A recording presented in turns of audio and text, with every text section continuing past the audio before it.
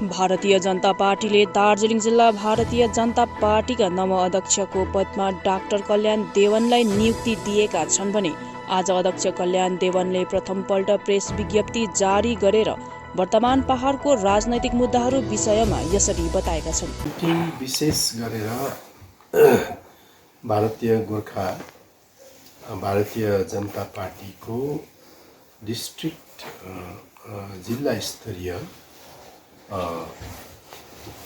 अनुसूचित जनजाति मोर्चाको समिति गठनको विशेष आज कार्यक्रम थियो। त्यही विषयलाई लिएर हामी आज बसेर जिल्ला स्तरीय अनुसूचित जनजाति मोर्चा गठन गर्नेछौँ। जो तपाईँ पहिला गोजामुङ वान विमलपन्थीमा हुनुहुन्थ्यो अनि गोजामुङ वान विमलपन्थीले 2009देखि भारतीय जनता पार्टीलाई समर्थन गर्दै आइरहेको थियो र बिचमा भारतीय जनता पार्टीसँग गोजामुङको सम्बन्ध विच्छेद भइसकेपछि तपाईँ बिजेपी फेरि जोइन गर्नुभयो। तपाईँको अब यो सोच के छ बिजेपी जोइन गरिसकेपछि? विशेष गरेर भारतीय जनता पार्टीले मात्रै यो भूभागको राजनैतिक समाधान गर्ने अनि यो भूभागको जनजातिहरूलाई अनुसूचित जनजातिको मान्यता दिने जुन दुईटा संकल्प लिएर आज राष्ट्रको राष्ट्रिय समस्याहरूसित जुझ्दै भए पनि उहाँहरूले यो प्रतिबद्धता जाहेर गरि नै रहनु भएको छ अनि अवश्य नै यो भूभागको राजनैतिक समाधान अनि यहाँको जनजातिलाई अनुसूचित जनजातिको मान्यता उहाँले भारतीय जनता पार्टीले दिन्छ भन्ने 100% विश्वास मसित भएको हुनाले हामीले यस्तो परिस्थितिमा भारतीय जनता पार्टीलाई सक्रिय रूपमा सहयोग योगदान दिएर सशक्त बनाउनु पर्छ अनि राष्ट्र निर्माणमा भारतीय जनता पार्टीले जुन प्रकारले आज योगदान दिइरहेको छ त्यो योगदानमा हामी पनि सहभागी हुनु, गोर्खाहरू पनि सहभागी हुनुपर्छ भन्ने विचार यो यस्तो हो भाइ। 2009 देखि भारतीय जनता पार्टीलाई सपोर्ट गरेको कुरा सत्य हो, तर 2009 मा भारतीय जनता पार्टीले सरकार गठन गर्न सकेन अनि 2014 मा श्री नरेन्द्र मोदीज्यूको नेतृत्वमा भारतीय जनता पार्टीले सरकार गठन गर्यो। त्यो 5 वर्षमा केही हुन सकेन, त्यो पनि सत्य कुरा हो। भारतीय जनता पार्टीको सरकारले राष्ट्रिय मुद्दाहरूलाई विशेष प्रावधान, विशेष प्राथमिकता दिएर काम गर्यो अनि 2019 मा पनि उहाँहरूले सरकार गठन गर्नुभयो अनि अहिले भाजपाको सरकार छ।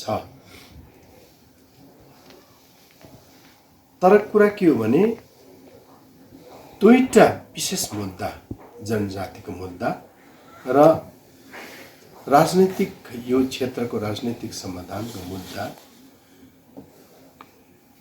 विशेष रूपले 2019 को संकल्प पत्र, चुनावको संकल्प पत्रमा उहाँहरूले आफ्नो संकल्प पत्रमा अन्तर्भुक्त गरेका छन् अनि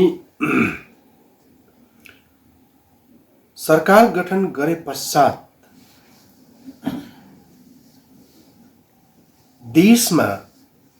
देशमा जो अन्तर्निहित देशव्यापी समस्याहरू जो थियो, सिटिजनशिपको समस्यादेखि लिएर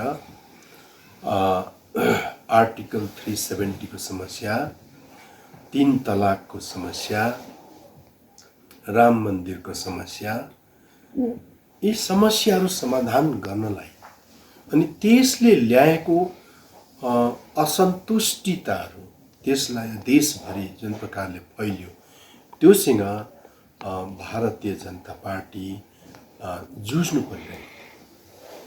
अनि हामी एउटा राष्ट्रप्रेमी भएकोले गर्दा हाम्रो प्राथमिकता राष्ट्रको विषयलाई हामीले सबैभन्दा पहिले दिनुपर्छ। हाम्रो समस्या क्षेत्रीय समस्या हो। हाम्रो निम्ति सबैभन्दा मुख्य राष्ट्र छौँ र हामी छौँ, राष्ट्र छैनौँ हामी छैनौँ। राष्ट्रले हामीलाई सम्मान र इज्जत दिएको छ, राष्ट्रले हामीलाई परिचय दिएको छ, सुरक्षा दिएको छ। यसकारण हाम्रो हजारौं स्वतन्त्र सङ्ग्रामीहरू शहीद भएर बनाएको यो राष्ट्रलाई हामीले आज कदर गरेनौँ भने सरकारले सबैभन्दा पहिला राष्ट्रव्यापी समस्याहरूलाई उहाँहरूले हेर्नुपर्छ। अनि त्यसमाथि मैले अघि भन्दै थिएँ तपाईँलाई, हुँदाहुँदै यो पेन्डेमिक आयो होइन। पेन्डेमिकको समयमा अब सरकार लोकसभा चल्न सकेन होइन। अनि यस्तै प्रकारले अब विभिन्न समस्या आउने हो। तर जनजातिको मुद्दा विषय लिएर, पर्मानेन्ट सल्युसनको मुद्दा विषय लिएर भारतीय जनता पार्टीले बराबर आफ्नो प्रतिबद्धता दोहोऱ्याइरहेको छ।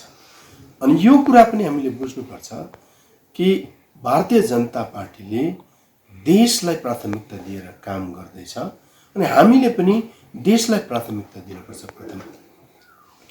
र अब यो दिशामा केही पहल गरेन भनेर भन्ने कुरामा अब यो पेन्डेमिकको समयमा है धेरै कुराहरू ठप्प भएर गयो है। भारतको नीति निर्धारण गर्ने, सरकारले नीति बनाउने कुराहरू पनि केही समयको लागि स्थगित भयो। त अब कुरा के आउँछ भने जनजातिको मुद्दा हो कि यो एउटा अहम मुद्दा हो।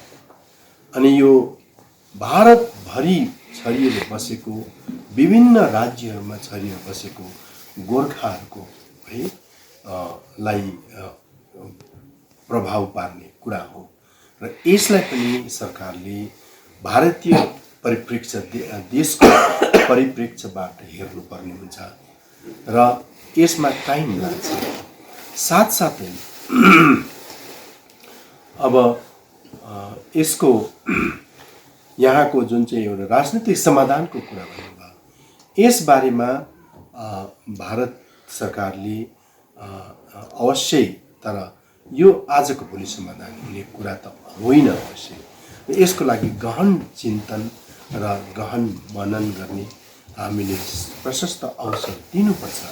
किनकि भारतीय जनता पार्टी मात्र एक्लो एउटा केन्द्र सरकार गठन गर्ने राष्ट्रिय पार्टी हो जसले यहाँको राजनैतिक समाधान गर्छु भनेर एउटा प्रतिबद्धता लिएर अगाडि बढेको छ।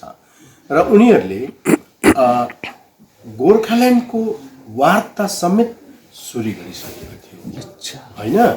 र आजको जब यो प्रतिबद्धता उनीहरूको बराबर आइरहेको छ अनि जुन प्रकारले उनीहरूले गोर्खाल्यान्डको वार्ता उनीहरूले थालिसकेको थियो, यस्तो समयमा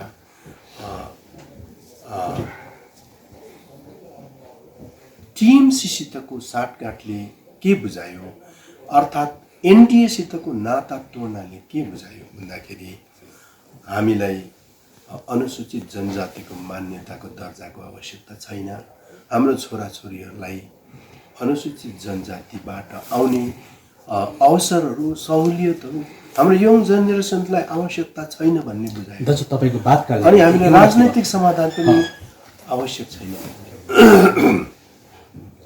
2017 मा एउटा सबै पार्टीहरू मिलेर गोर्खाल्यान्ड कोअर्डिनेसन कमिटी है जीएमसीसी गठन भएको थियो। अनि त्यो जीएमसीसी को प्रतिनिधिलाई केन्द्र सरकारले बोलाएर केन्द्रको गृहमन्त्री श्री राजनाथ सिंहसँग हाम्रो भेटघाट भएर बातचित भएको हो है। अनि त्यति बेला राजनाथ सिंहजीले के भन्नुभएको भने, तपाईहरूले यो जनताले यत्रो दिनसम्म जुन बन्द भइरहेको छ, जनतालाई धेरै समस्या आइपरेको छ। यो सरकार भएको र नभएको जस्तो भयो र तपाईहरूले यो बन्द चाहिँ तपाईहरूले कृपया म तपाईहरू सबैलाई एकदम विनम्रतासित अपिल गर्छु, यो हडताल उठाइदिनुहोस्।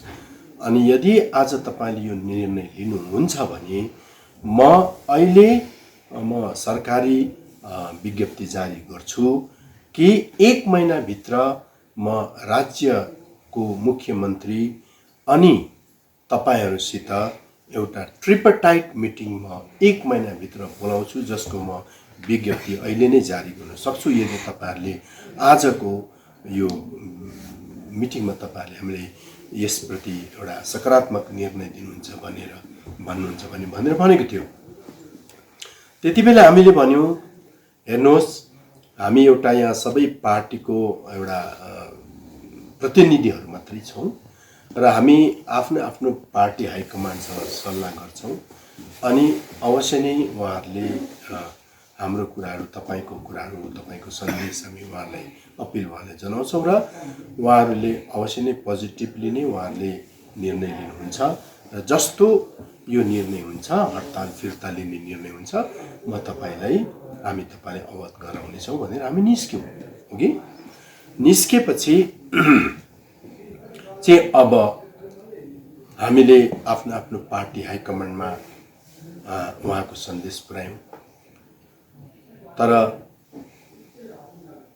कति पार्टीहरूले हुन्छ भने राम्रो कुरा हो, फर्केर आउने हामीलाई पर्छ, केन्द्र सरकारमै पर्छ।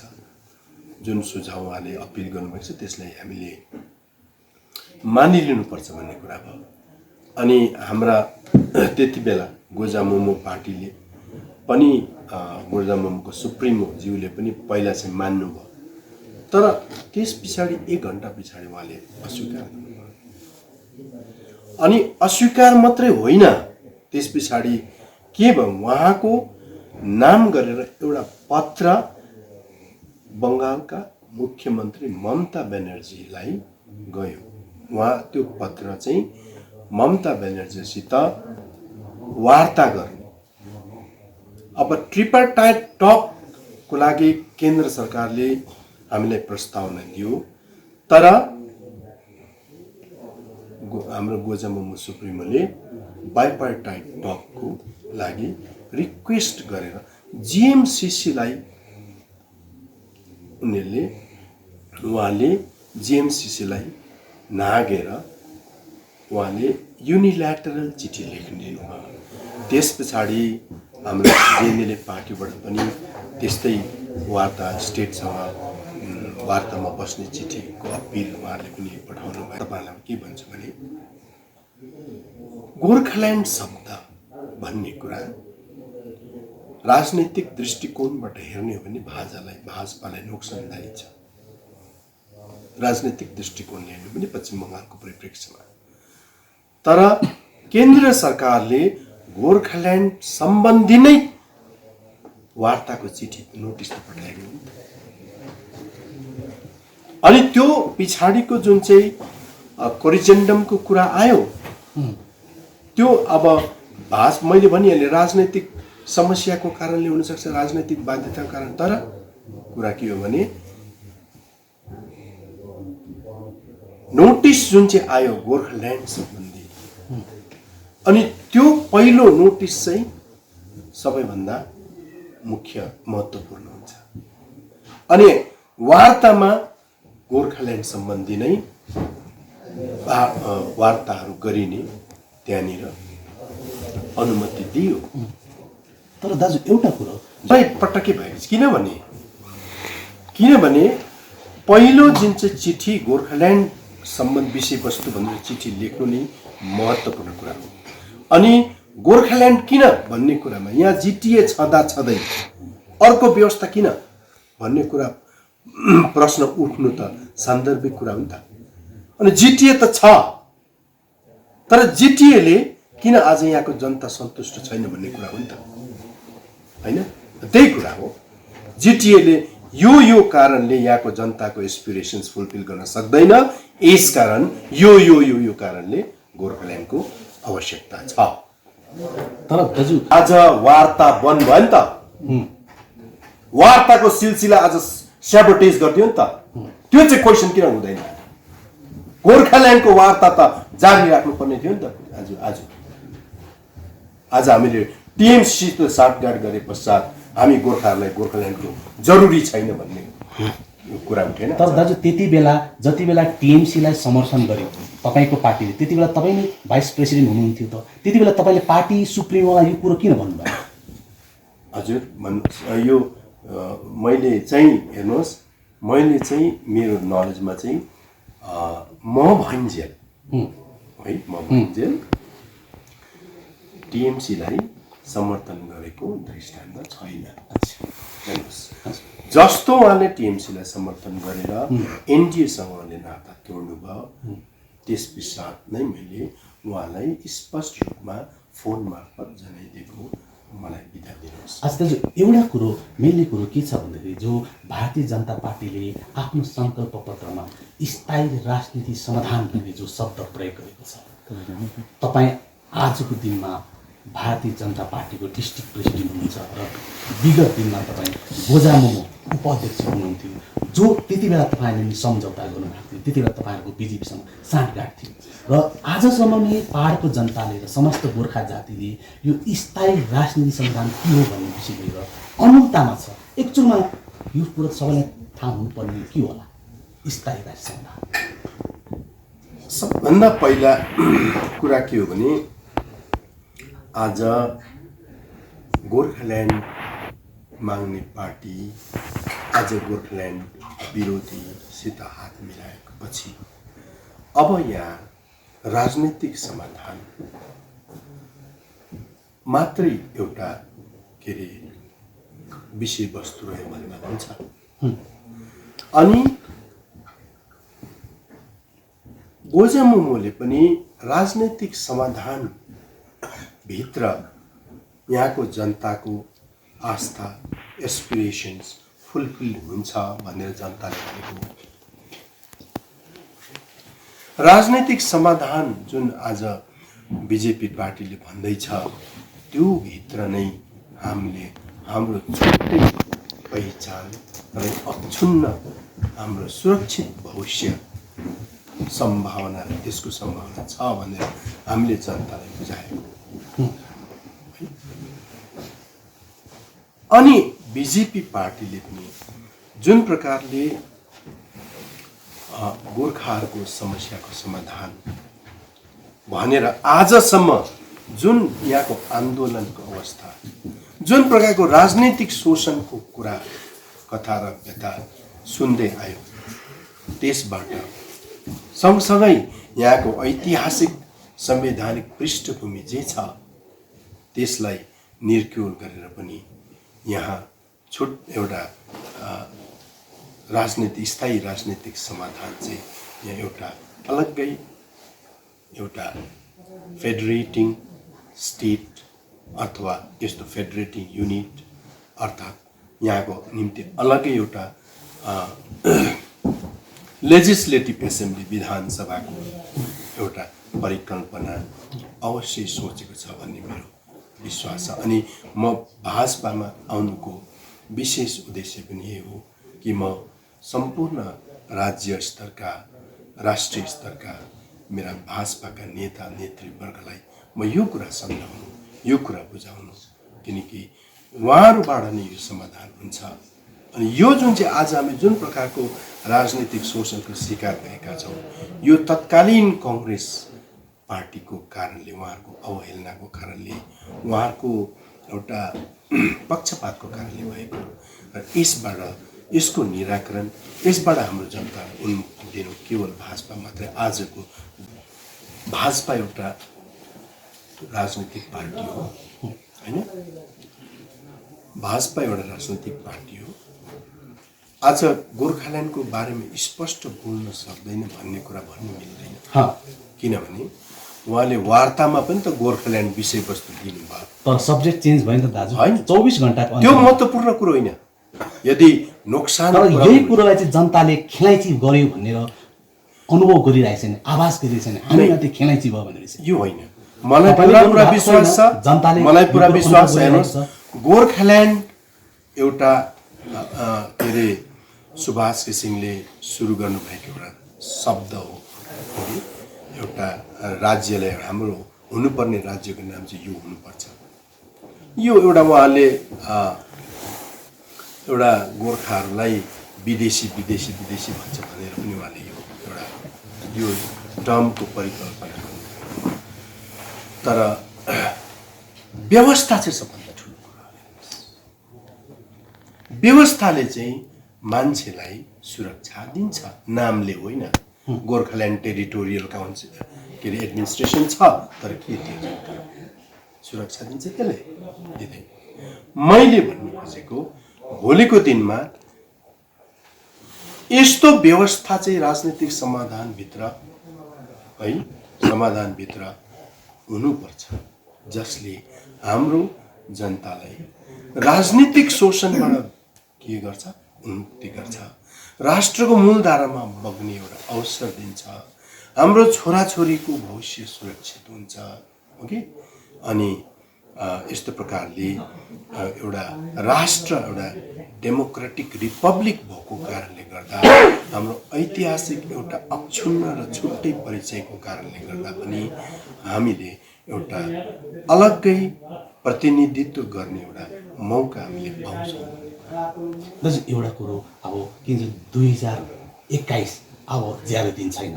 गत दिनमा त भारतीय जनता पार्टी अनि गोजामुमु साथै गोरामुमु सबै समग्र भएर तपाईँहरू एकबद्ध भएर चुनावी मैदानमा उत्रिनु भएको थियो।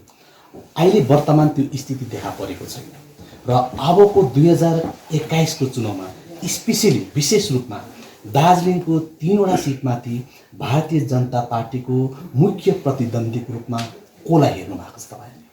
हामी टिएमसी हेर्छौँ। टिएमसीलाई हेर्नु भएको छ? हजुर। अच्छा, भनेपछि यो आउने के भन्छ विधानसभा चुनावमा सायद निश्चय पनि तपाईँ पनि चुनावी मैदानमा उत्रिनुहुन्छ होला? त्यो अहिले यसै भन्नु सकिँदैन। अच्छा। पार्टी हाइकमान्डले जस्तो हामीलाई आज्ञा गर्नुहुन्छ त्यही प्रकारले हामी अगाडि बढ्छौँ। अच्छा, जनतालाई आफूप्रति आकर्षित गर्नलाई, लिनुलाई, भोट हत्याउनुलाई सिधा भन्नुपर्दा चुनावी मुद्दा के होला अब तपाईँहरूको यो बङ्गाल विधानसभा चुनावमा? स्थायी राजनीतिक समाधान नै?